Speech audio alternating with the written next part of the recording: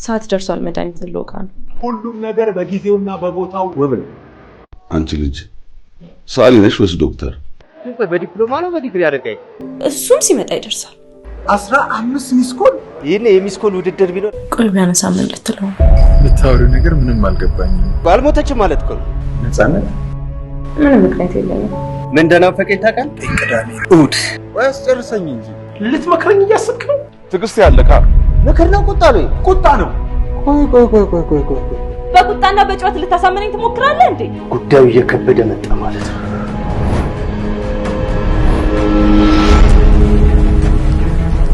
ገድያዋል። አልፈርድብሽም። አንድም እውነት የለውም፣ ሁሉም ውሸት። ሁሉንም ነገር ሰምቼዋለሁ። አላምንም። ውሸታ። እየጠየቅኩ አይደለም እያዘዝኩ ነው። የምትናገረው ነገር እኮ እንዳበደ ሰው። ስነ ስርዓትህን ያዝ። እሳቸው የሚለው ገነት ናቸው አይደለም? ስለዚህ ጉዳይ ሁሉም ሰው ማወቅ አለበት። የዚህ የግቢ ቁልፍ ካንቺ ሌላ ሰው ጋር ምንድን ነው አለ? ያልነገርሽኝ ነገር የለም?